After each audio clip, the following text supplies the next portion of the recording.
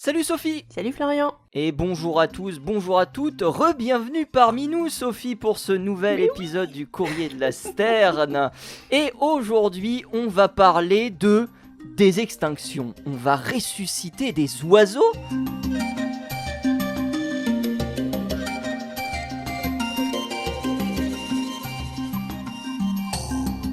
Ah, on va essayer.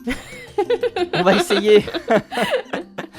C'est un peu Comment de ça la va, publicité Sophie mensongère tout ça quand même, hein. Ça fait très... Avant on commence l'épisode comme ça? Ah bah dis donc. Ah mon Dieu. Bon sinon ça va? Ah bah voilà. Eh ben moi ça va très très bien et toi? Bah écoute, j'ai froid là, je suis sous une couverture, c'est l'hiver ici. Ah bah nous il fait chaud, plein soleil, on a sorti les ventilos. Donc totalement autre météo, voilà, après un mois de mai qui a été compliqué, mais là, cette fin mai est assez chaude et assez ensoleillée, ça fait plaisir de revoir le soleil, voilà. On Exactement. peut aller voir les oiseaux qui ne chantent, qui commencent à ne plus trop chanter, étant donné que pour certains la période de nidification est derrière eux. Mais on peut toujours voir les petits oiseaux s'émerveiller de découvrir leur environnement, voilà. Oh, c'est Ça poétique. m'embête, j'ai failli voir une sortie de nichée Ah de ouais? mésanges bleus. Ouais, et je l'ai raté à une journée près. Voilà. Ah, zut. Bah après, zut, c'est parce que j'étais à Paris pour aller voir pour aller faire notre interview sur les oiseaux de paradis. Donc en soi, Ah, il faut choisir. c'était quand même. Il faut choisir, exactement. Il faut choisir. Ah, Sophie, tu nous parles de quoi? Longue introduction, donc on parle de désextinction, c'est ça? Mais ça veut dire quoi? Bah... Des gens essayent encore une fois de jouer un petit peu à Dieu en quelque sorte et essayent de mettre en place des processus pour ramener des espèces à la vie. Bon, on en parlera tout à l'heure parce que voilà, ça va être mon sujet, mais tu vas voir que on est loin du compte quand même, hein. On est très très loin du compte. Il y a beaucoup de choses, beaucoup de paramètres à prendre en compte. Et pour l'instant, c'est un peu de la science-fiction, voilà. Eh ben nous, on partira à Bagdad dans la première partie à la rencontre d'un faucon un petit peu particulier datant du 9e siècle. Voilà, ce sera le programme de vos deux, on va dire, parties du Courrier de la Sterne. Mais avant tout ça, on a une rétro piou-piou, Sophie. Je vais la commencer, Sophie, Vas-y. par parler d'un pigargue à tête blanche. Est-ce que tu Oh. te souviens, Sophie, qu'on avait évoqué ce sujet dans une rétro piou-piou déjà, de ce pigargue qui était présent dans la baie du Mont-Saint-Michel? Mais oui. Est-ce que ça te dit quelque oui. chose? Voilà. Eh ben sache qu'il y est toujours. Ah bon? Eh oui, il y est comment toujours. ça? C'est Ornithomédia qui nous l'apprend. Il a été observé, la dernière fois qu'il a été observé au moment où on enregistre cette émission, c'est le 10 mai 2026 par un certain Thibaut Renard, toujours dans la baie du Mont-Saint-Michel. Donc voilà, visiblement cet oiseau a l'air de se plaire dans la baie.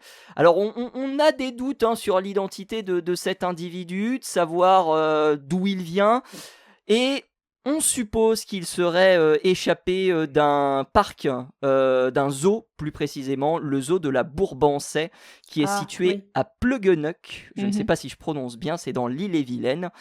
C'est un oiseau qui se serait échappé en mars 2022, qui a été observé en Mayenne, en Ille-et-Vilaine, et donc dans la Manche. Et c'est assez extraordinaire puisque c'est un oiseau qui, si c'est le même individu, depuis 3 ans, eh bien, arrive à chasser tout seul, voilà, dans cet environnement. Donc voilà, une curiosité ornithologique qui, pour l'instant, eh bien, ne semble pas partie. On lui souhaite tout le bien à notre pigargue à tête blanche. Mais est-ce qu'il a une bague? Est-ce qu'il a été identifié formellement?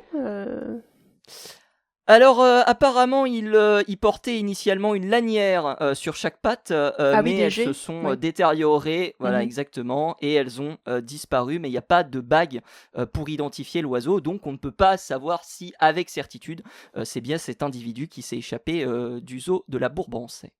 Bon, normalement il y a certainement une puce, comme les chats et les chiens, les oiseaux sont souvent pucés, surtout ceux qui sont en captivité. Donc il faudrait le capturer pour essayer de scanner, voir s'il y a quelque chose. Il faudrait le capturer, exactement. Chopez-moi ce pigargue, allez. Voilà. C'est...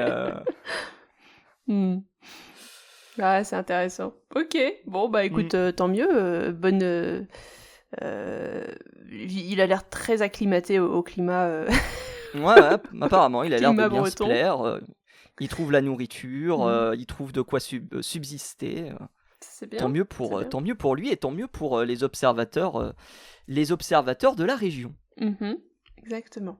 Et d'ailleurs, pour tous ceux qui nous écoutent, je considère que le Mont-Saint-Michel est en Normandie. Hein, on est d'accord. Ah, d'accord. Je ne dirai rien là-dessus. C'est Bah, normande, hein, alors évidemment, vous comprenez. je n'interférerai pas dans ce débat de longue existence. Oh, tout de suite. Ah, ça aurait été marrant. Bon, tant pis. Alors moi, de mon côté, une news un peu moins drôle. Les manchots empereurs, tu connais, on en avait parlé dans le Courrier de la Sterne, et j'avais fait, je crois, un épisode dessus. Du moins, une partie d'épisode dessus. Et ça y est, l'IUCN a décidé que le manchot empereur ferait partie de la liste des espèces qui seraient maintenant classées en tant qu'espèces en danger. Ce n'était pas le cas précédemment, mais à cause de leur nombre qui ont largement diminué ces dernières années, et à cause des problèmes aussi de banquise qui diminuent, voilà, ils ont considéré que l'animal était maintenant en danger d'extinction. Donc, bon, ça s'annonce pas bon pour ce pauvre manchot. Je m'attendais à ce que... honnêtement, je suis surpris qu'il soit que classé en danger.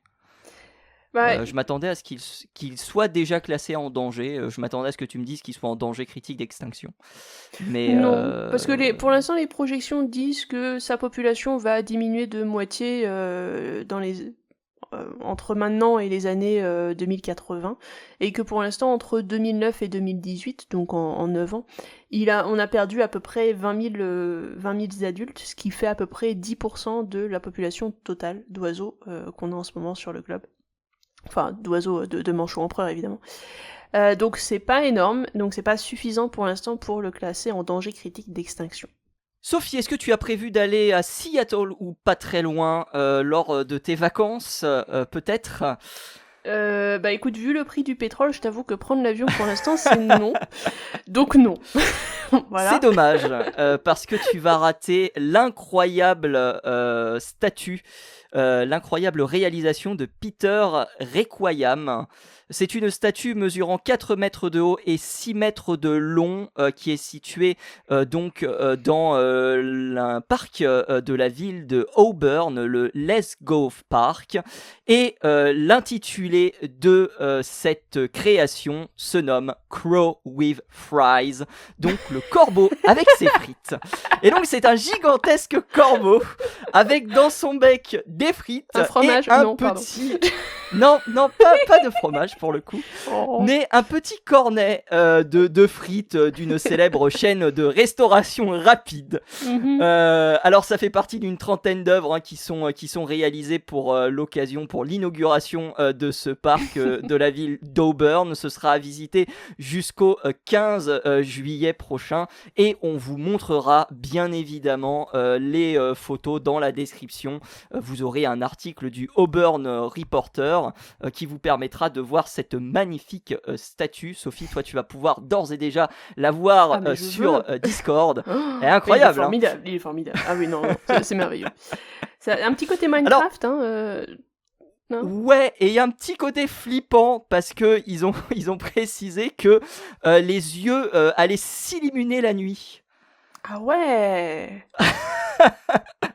Ah ouais. Donc alors du coup il y a le corbeau avec ses frites, mais est-ce qu'on a aussi je sais pas, d'autres œuvres aviaires? Ouais. Non, malheureusement, on n'en a pas d'autres. Ou en tout cas, ça a l'air d'être la plus surprenante du lot. Comme je l'ai dit, c'est une trentaine d'œuvres qui ont été réalisées par Peter Requiem pour l'ouverture de ce parc. Mais il semble pas qu'il y ait d'autres oiseaux pour le coup. Ah, c'est Voilà. dommage, j'aurais bien Après, vu le goéland et son sandwich. Ah, c'est vrai, c'est vrai. Alors, Requiem, du coup, il a dit s'être inspiré de l'histoire du site et des innombrables corbeaux espiègles qui fréquentaient le parc. Oui. Est-ce que les corbeaux sont satisfaits de leur représentation artistique? Ah, je ne sais pas, faudra leur demander. Faudra leur demander. Imagine ce genre de statue dans le jardin des plantes de Paris. Ça ferait bon genre, non? Une tuerie. Une tuerie. Ah, mon Dieu. Je vois bien les corbeaux commencer un culte en l'honneur de la statue, tu sais. Ramener des frites et tout. Oh. Les corbeaux commencent ou c'est les goélands qui commencent le culte? C'est ça la vraie question. Les corbeaux, puis les goélands ensuite. Qui sait, après tout, ils reprendront peut-être un truc. Tu sais pas, ça peut être super intéressant la politique chez les oiseaux. Hein. C'est vrai qu'on en a pas parlé. Ah, bah, bien sûr. On avait parlé avec Victor de Chouka des Tours. Ouais. Et tu sais, les choucas qui se mettent d'accord pour s'envoler des dortoirs Oui. au tout début de la journée. Voilà. Oui, ils décident. Et donc, c'est un vote consensuel qui est organisé entre choucas. Consensuel, consensuel ou unanime, je ne sais plus. Mais en tout cas, voilà. En tout cas, il y a une histoire de démocratie dans non, mais consensuel, dans cette réflexion. Voilà. Ça, c'est ce qu'ils veulent nous faire croire, évidemment. Mon Dieu. Bon, bah, moi, je continue avec les nouvelles qui sont pas très drôles, mais c'est bien parce que comme ça, on a... On compense. C'est ce que j'étais en train de me dire, que du coup, il y avait des bonnes nouvelles d'un côté, des mauvaises nouvelles de l'autre, tu sais, bon, ça... Voilà, ça fait une moyenne. Donc, c'est un article de Mongabé, cette fois-là, qui nous explique que il y a à peu près 1 million d'oiseaux qui ont été vivants, évidemment, hein, qui ont été envoyés depuis l'Afrique jusqu'à l'Asie en 15 ans. Les canaris sont évidemment les plus demandés de ces oiseaux-là sur les marchés. Alors, la plupart de ces oiseaux viennent donc d'endroits africains, notamment du Mali, de la Tanzanie, du Mozambique, enfin bref, des endroits où les lois et régulations sont généralement un petit peu faibles, surtout sur le commerce d'espèces en voie de disparition, ou tout simplement les douanes CITES ne fonctionnent pas aussi bien qu'elles le devraient, ou alors ne fonctionnent pas du tout. Donc ça permet d'exporter des choses qui ne devraient pas être exportées. Voilà. Et la plupart de ces oiseaux sont recueillis dans deux grandes villes très connues en Asie et sont ensuite exportés partout sur le continent asiatique. Donc c'est parti du côté de Hong Kong et de Singapour. Voilà, donc ces deux villes elles-mêmes ont vu passer lors des dernières années, entre 2006 et 2020, plus d'1 million d'oiseaux vivants en provenance de l'Afrique. Ce qui fait beaucoup. Incroyable. Évidemment, la plupart de ces espèces sont des espèces en voie de disparition. Sinon, c'est pas drôle. Ce qui fait beaucoup, mais comme on l'avait précisé dans un précédent épisode, eh bien, on a trouvé peut-être une méthode pour contrer enfin tout cela, que Sophie d'ailleurs avait détaillé dans un précédent épisode. On vous invite à l'écouter. Ça doit être le 151 ou le 152, quelque chose comme ça.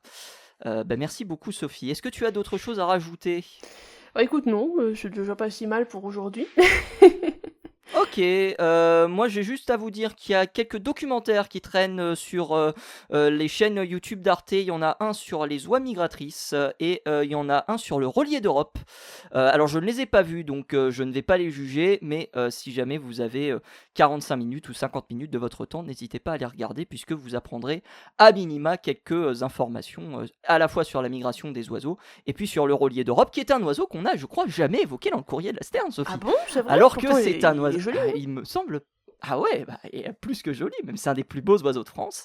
Mais effectivement, je crois qu'on n'a jamais évoqué le Relier d'Europe. Donc voilà, n'hésitez pas à aller regarder ces documentaires. Peut-être qu'il y en aura d'autres, peut-être que ça fait partie d'une série. Voilà, c'est sur les chaînes YouTube d'Arte, vous arriverez facilement à trouver ces documentaires qui sont en français. Sophie, de la France, on va désormais partir au Moyen-Orient pour notre toute première partie.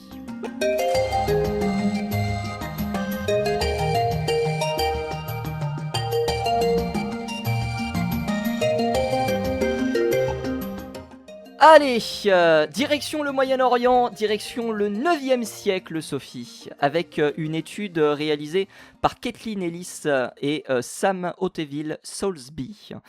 C'est une étude qui est réalisée, je ne sais plus pour quel journal, mais ce n'est pas un journal ornithologique, c'est un journal archéologique. Et c'est ça qui est le plus intéressant à retenir, c'est qu'on va avoir le point de vue des archéologues et des spécialistes en histoire sur le sujet, même s'ils ont été aidés d'ornithologues. Mais on va voir que justement parce que c'est un journal historique, il y a des questions qu'on va pouvoir se poser demander. Et comme Sophie, c'est un sujet que tu connais bien puisqu'on va parler de fauconnerie, Oh eh bien oh. tu vas peut-être pouvoir nous donner ton point de vue. Donc on est en 893, Sophie, et on a le chef samanide Ismail Hamad qui envoie un certain nombre de cadeaux à un calife bagdadais qui s'appelle Al-Mutatid. Et dans cette longue liste de cadeaux, il y a des chameaux, il y a des esclaves, mais il y a surtout ce qui nous intéresse le plus, 32 faucons. 32 faucons qui en réalité ne sont que partie des 172 faucons que Al-Mutatid va recevoir entre 869 et 911. Et ça, on le sait comment? Eh bien, on le sait parce que c'est attesté, c'est relaté dans un ouvrage qui s'appelle The Book of Gifts and Rarities. C'est un catalogue qui recensait les cadeaux assemblés en Égypte par un officiel fatimide de la moitié du XIe siècle. Bon, déjà un petit problème, c'est qu'il s'écoule quand même 200 ans entre la livraison des oiseaux et la création de ce catalogue, donc il se peut d'ores et déjà qu'on ait des soucis au niveau des cadeaux qui sont Oui, représentés, c'est et moyen. ici en l'occurrence des faucons. Mais on va partir quand même du principe que ce catalogue est assez fourni, très intéressant, et qu'il relate réellement les cadeaux qui ont été justement transmis à ce calife Al-Mutatid. Donc, il y a des cadeaux qui sont fantaisistes, hein, comme beaucoup. Il y a aussi d'autres cadeaux qui sont hyper intéressants. Comme je l'ai dit, il y a des faucons. Et il faut savoir qu'à l'époque, la fauconnerie, elle est déjà depuis très longtemps pratiquée dans la péninsule arabique. Mais on ne sait pas trop pourquoi, il y a un espèce de renforcement de cet art aux alentours du 8e siècle parmi les élites, et les meilleurs faucons pouvaient se négocier à un prix très élevé. Il y a un chroniqueur par exemple qui s'appelle Hadjaziz qui discute d'ores et déjà de cette frénésie dans une chronique en 868, et qui décrit notamment l'argent faramineux dépensé par un autre calife, Al-Tumawakil, qui lui a dépensé 500 000 dirhams, alors pas uniquement pour les oiseaux, mais pour ses effectifs de chasse, les fauconniers et les oiseaux.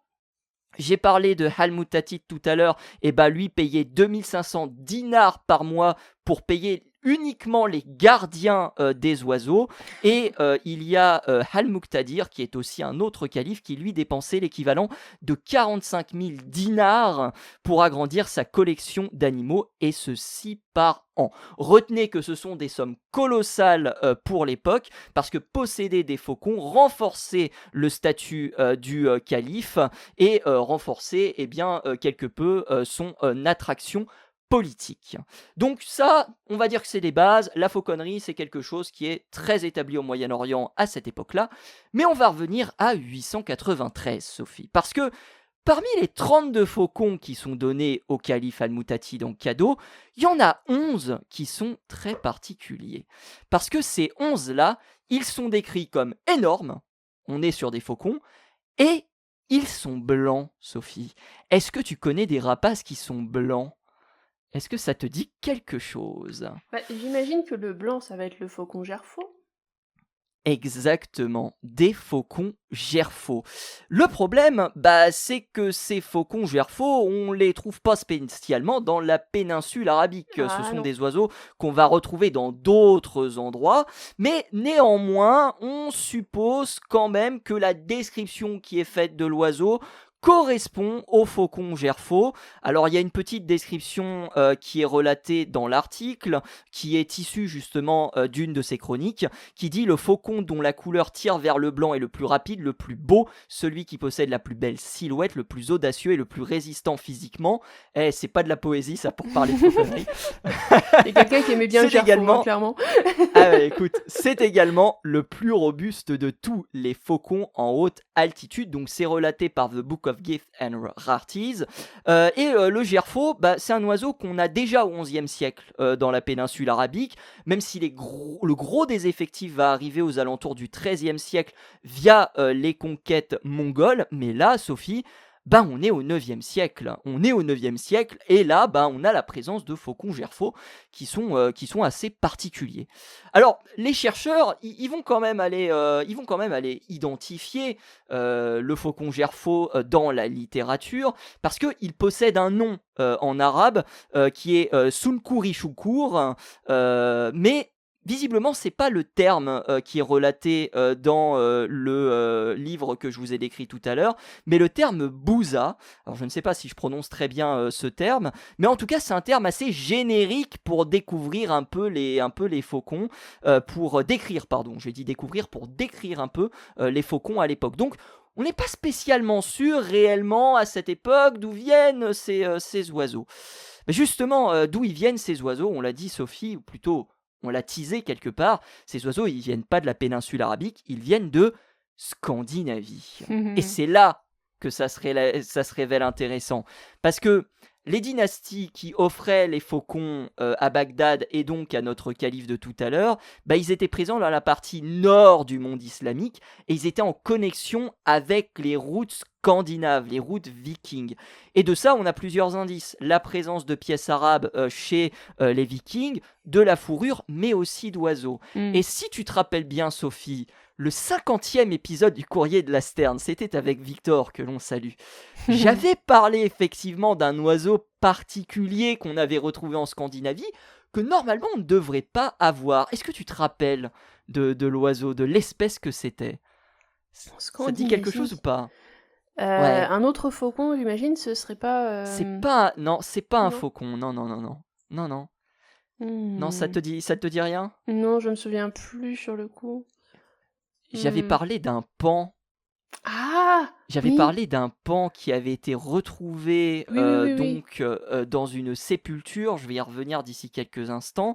Et on avait aussi retrouvé ce paon sur différents éléments d'argenterie et de décoration qui attestaient la présence de routes commerciales qui partaient de Scandinavie, mais qui cette fois-ci allaient en Inde. Mais on suppose quand même que le comptoir du nord du monde islamique où les faucons gerfaux sont arrivés sont un comptoir où sont passés aussi les paons et d'autres espèces d'animaux qui étaient plus exotiques. Et donc, le faucon gerfaux qui se retrouve justement dans le monde islamique par l'intermédiaire de ces routes commerciales, c'est quelque chose qui finalement n'est pas si farfelu que ça, puisque même si la fauconnerie et sa pratique demeuraient quand même limitées chez les Vikings, on a retrouvé des sépultures de personnes de la haute société avec des rapaces qui sont identifiés d'ores et déjà comme des faucons gerfaux. Alors, ce qui est assez intéressant à noter encore plus, c'est le temps au moment où on va trouver ces oiseaux, puisque les chercheurs, les historiens déterminent qu'il y aurait possiblement un lien entre la conquête de l'Islande vers 970, où sont présents en grande quantité les faucons gerfaux, et l'envoi des premiers oiseaux en Arabie. En tout cas, ça colle. Et puis, très vite, aux alentours de la première décennie du Xe siècle, patatras, le commerce du faucon gerfaux va complètement s'arrêter. Alors on ne sait pas trop pourquoi, mais les chercheurs évoquent tout d'abord une raison politique, avec un califat qui est devenu beaucoup plus instable et qui s'est affaibli. Et puis il y a aussi la théorie de la surexploitation du faucon gerfaux et du fait qu'il n'y en avait tout simplement plus en Islande. Et donc voilà comment de possibles faucons gerfaux se sont retrouvés dans la péninsule arabique, parce que on n'en est pas spécialement sûr. Et puis, est-ce qu'on a aussi d'autres oiseaux qui pourraient correspondre à cette définition, Sophie, d'un oiseau, d'un rapace de couleur blanche ? Est-ce que toi, tu as des petites idées, peut-être des morphes différentes qui viendraient d'un autre pays, pourquoi pas d'Inde par exemple, comme des routes commerciales étaient aussi attestées entre l'Arabie et l'Inde à l'époque ? Niveau oiseau blanc, après il y a des petits rapaces qui sont blancs, on peut penser aux élagnons par exemple qui sont blancs, mais c'est pas des oiseaux énormes, c'est des choses beaucoup plus petites que du faucon gerfaux. Et même dans le reste du monde, les élagnons sont généralement assez petits, on en a par chez nous aussi, mais ça reste plus petit qu'un gerfaut, c'est pas un gros oiseau. Après c'est vraiment blanc, effectivement. en autres oiseaux blancs, je sais que la buse variable, comme son nom l'indique, peut avoir un Absolument. plumage très très variable. Et on a des formes qui sont particulièrement claires, mais de là à être considérées comme blanches, on est loin du gerfaut quand même. Donc j'avoue que là, non, compliqué.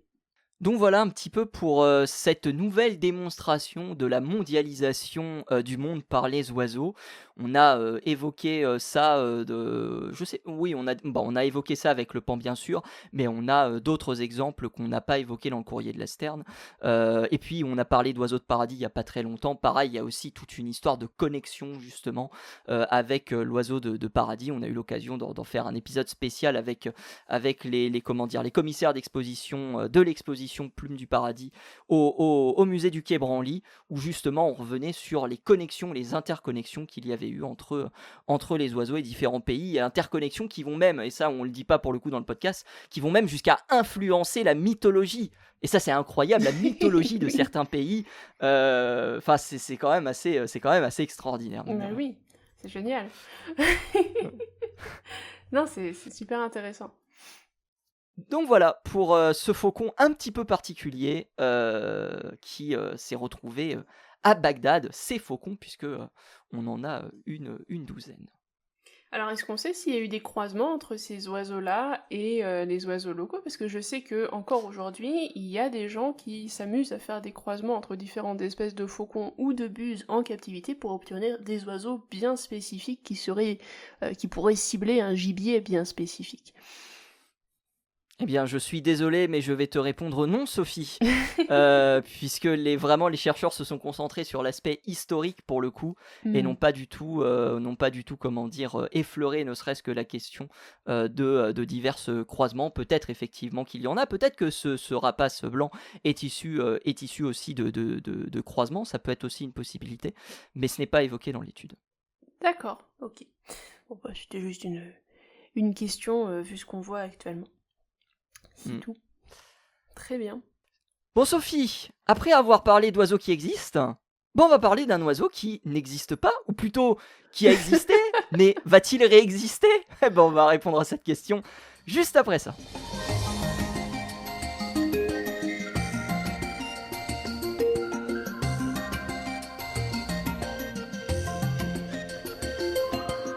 Ou plutôt devrais-je dire, tu vas répondre à cette question, Sophie.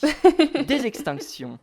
Exactement, la désextinction. Alors c'est un terme que j'aime pas du tout, pour commencer, parce que bon, c'est quelque chose qui ne se passe pas, de toute façon, qu'on ne fait pas, qui n'arrive pas.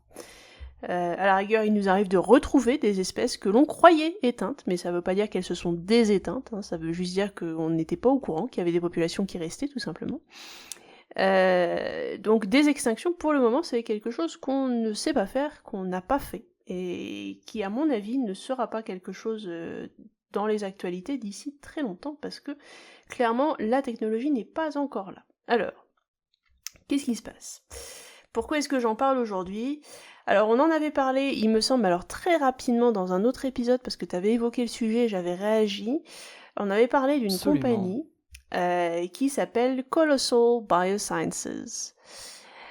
Et si tu te souviens bien, il y a c'était un an, je crois, il y a un an, ils avaient dit qu'ils avaient réussi donc à ressusciter ou à dééteindre, si tu veux, une espèce de loup qui pourrait être traduit en loup sinistre. Voilà.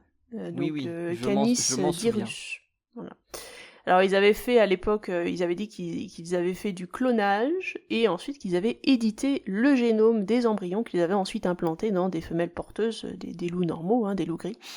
Et qu'ensuite ils avaient eu donc 3 petits qu'ils avaient nommés donc Canis dirus pour l'espèce qui s'est éteinte.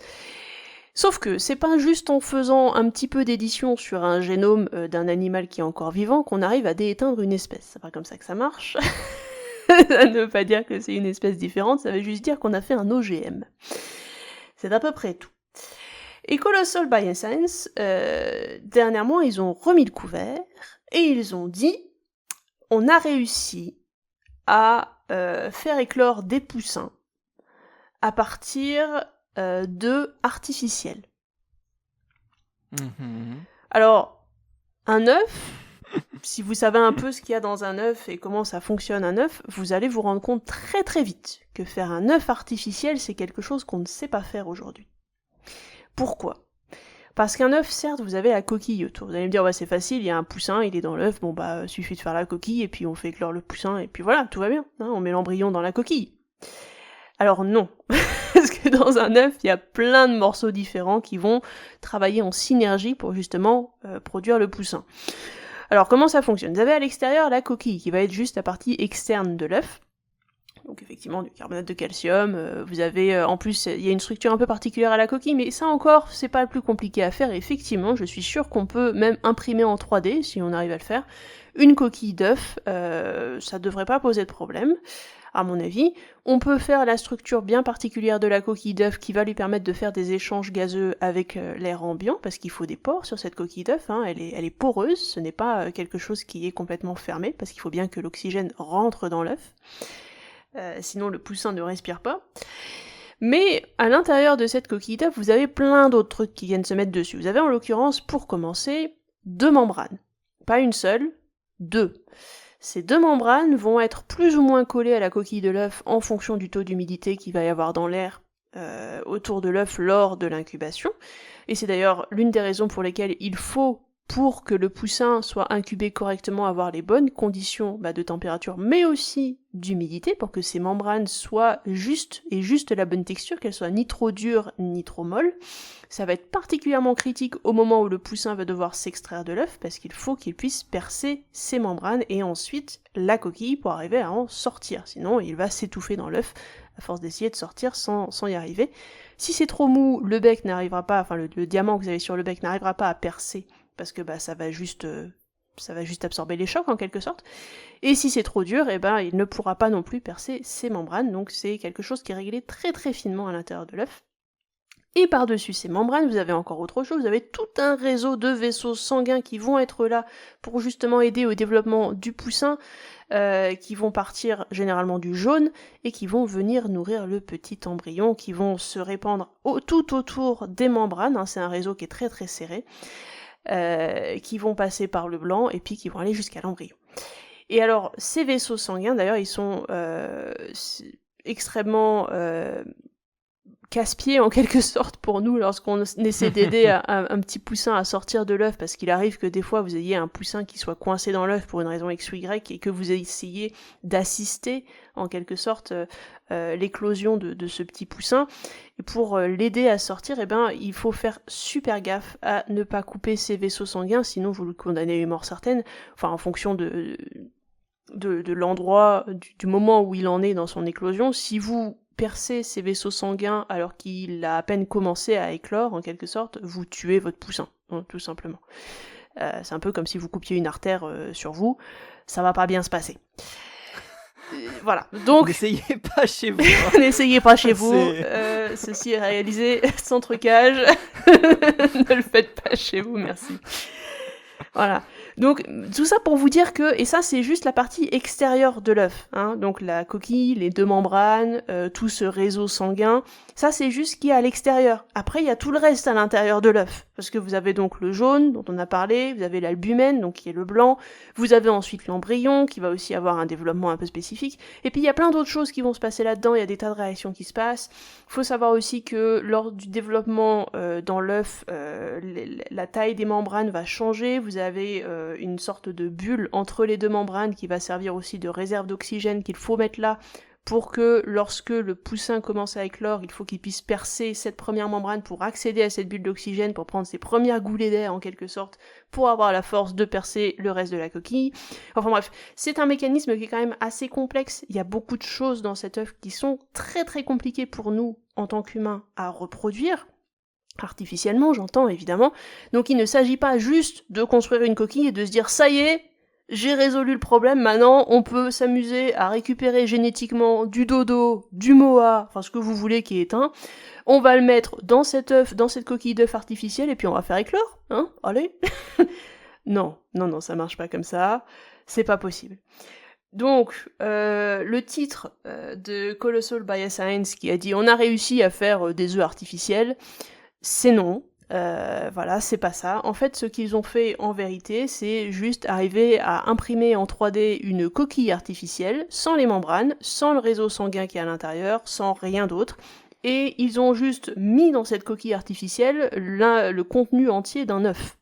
Et ensuite, ils ont dit, regardez, ça a éclos.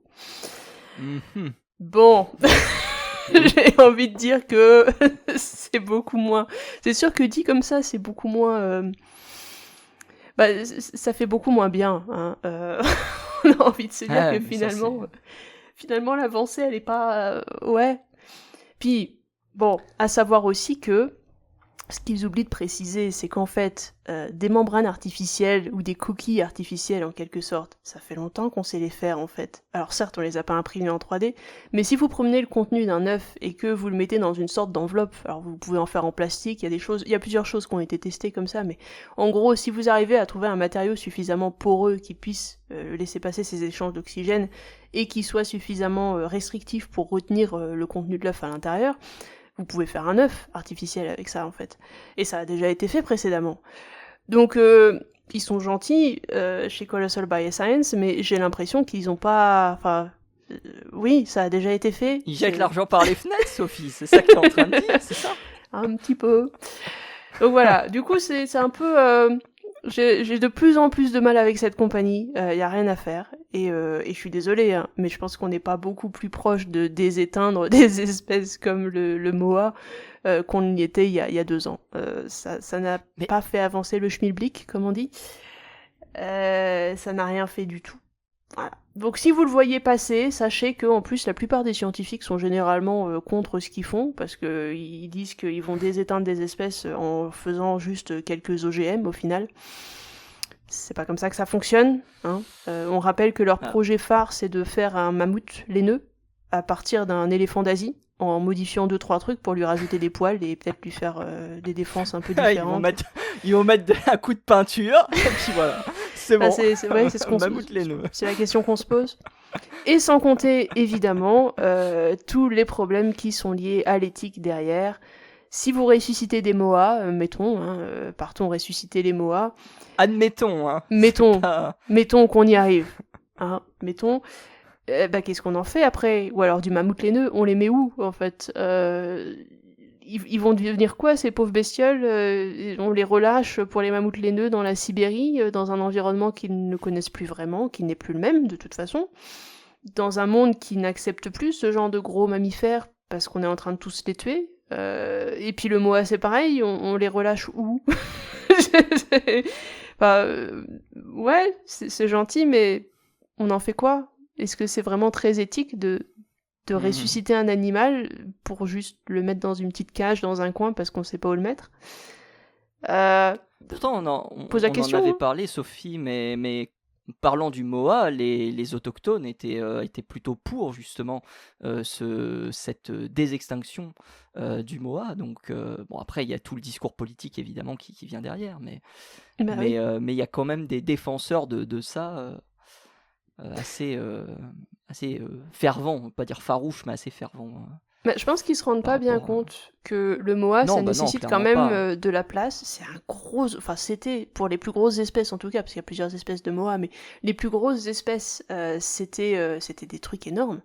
Ça demande de la place. Est-ce qu'on est vraiment prêt à laisser la place à ces animaux pour vivre à côté de nous? Parce que l'homme s'est développé, il a construit des villes, il n'y a plus forcément la place pour eux, en fait, pour se balader et pour faire plus que survivre, pour vraiment vivre correctement. Est-ce qu'on est vraiment prêt? Et puis, sans compter que l'écosystème a changé, c'est plus le même. Par exemple, leurs prédateurs ne sont plus là. Donc ça veut dire que c'est l'humain qui va devoir réguler tout ce qui se passe avec le Moa. Vu qu'on a déjà du mal à réguler les écosystèmes qu'on connaît bien pourtant, on ne sait pas comment faire, parce que c'est de la micro-régulation, c'est compliqué. Hein. Un écosystème, c'est un système qui est extrêmement complexe. On a beaucoup de mal à réguler ces environnements-là. On va rajouter une espèce dans le mix dont on connaît plus grand-chose au final et qu'on ne saura pas trop gérer. Je trouve que c'est un peu... Oui, c'est avoir pris la confiance. Hein.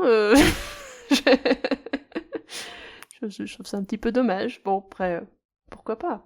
Tu veux dire que le rêve de Peter Jackson ne va jamais se réaliser, Sophie? Ça avait créé des raptors. C'est...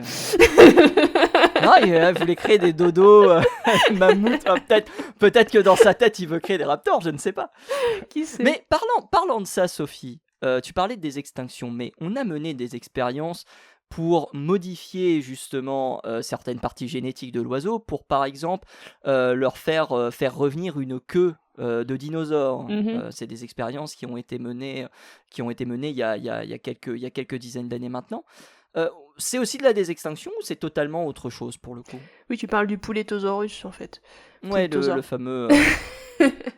On n'a pas de nouvelles d'ailleurs de lui. Hein. Non, parce qu'en fait, c'est juste un coup de com'. La plupart des labos qui font ça, et du coup le labo qui a fait ça à l'époque, c'était un gros coup de com' pour récupérer des sous pour faire de la recherche sérieuse. Parce que ça, c'est pas de la recherche sérieuse. Ça, c'est juste de quoi faire un gros titre des journaux et dire « Regardez, on a fait un truc trop bien, filez-nous des sous ». C'est tout. Mais en fait, c'est pas de la déextinction non plus. Ça, c'est juste jouer avec des gènes. Alors, sur des gènes, vous pouvez récupérer en fait un état plus ancestral pour certaines choses si vous désactivez certains trucs. Ça se voit, notamment en l'occurrence pour la queue chez le poussin ou chez le poulet, qui effectivement peut redevenir une queue osseuse cette fois-ci, et non pas seulement un pygostyle comme on a chez les oiseaux actuellement. Donc la longue queue osseuse vertébrée des dinosaures non aviens.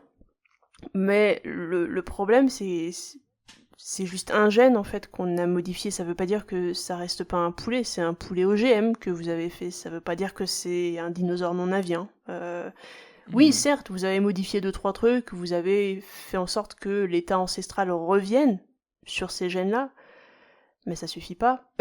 Ça veut pas dire que vous avez recréé effectivement l'animal en question, qu'il a exactement le même génome que précédemment.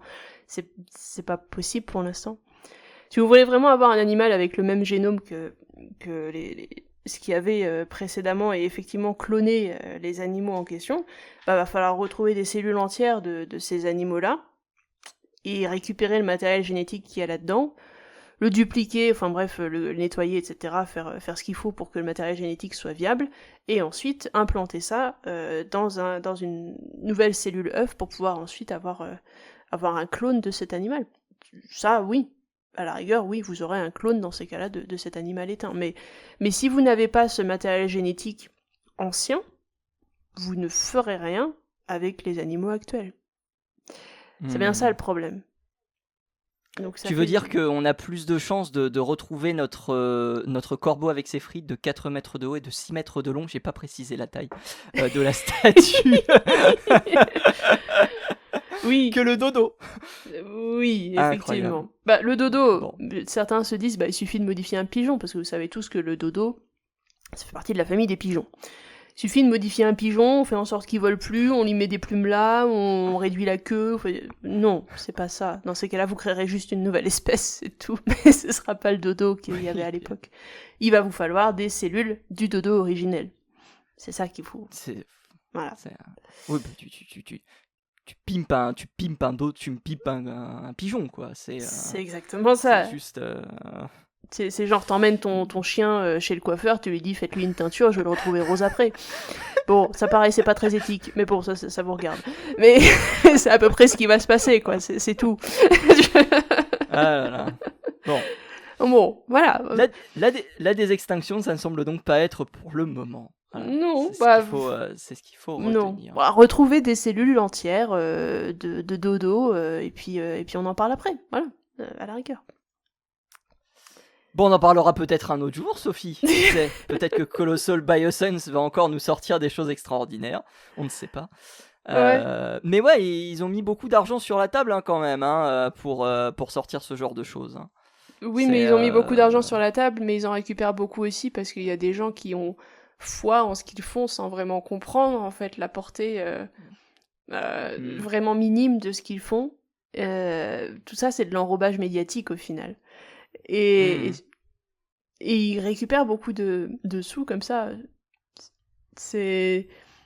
Oui, c'est juste de la com qu'ils font. Ils sont très doués en com, c'est vrai. Ça, je C'est veux vrai. bien l'admettre. C'est Mais, un point positif par rapport au courrier de la Stern, ils sont très forts en com. On pourrait leur demander de faire notre com, ils ont l'air d'être Ah très bah doués. c'est ça, c'est... Hein Exactement, voilà, partenariat, ce sera Allez. notre premier partenariat. Voilà. Oh mon dieu. C'est ainsi que s'achève cet épisode. Cette émission ne s'auto-détruira pas après cette écoute. On vous remercie de l'avoir écouté. Merci à vous tous et à vous toutes. Si vous voulez écouter les précédents épisodes, on a parlé de plusieurs anciens épisodes. Eh bien, n'hésitez pas à aller consulter tout ça dans le fil des différents podcasts, que ce soit sur Deezer, que ce soit sur Apple Podcasts, que ce soit sur Spotify ou que sais-je, sur Podcast Addict. Vous avez également YouTube. Si jamais vous voulez également poser des questions et suivre les émissions.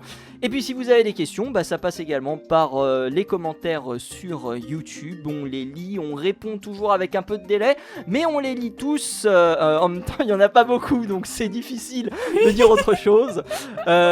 Mais voilà, on espère que cet épisode vous plaît, on espère que cette émission vous plaît, et si c'est le cas, eh bien n'hésitez pas à la partager de votre côté. Et nous, Sophie, on se retrouve la semaine prochaine pour un nouvel épisode du Courrier de la Stern. Peut-être qu'on parlera de dodo, on ne sait pas. En tout cas, rendez-vous la semaine prochaine pour un nouvel épisode du Courrier de la Stern. Salut à tous, salut à toutes. À plus.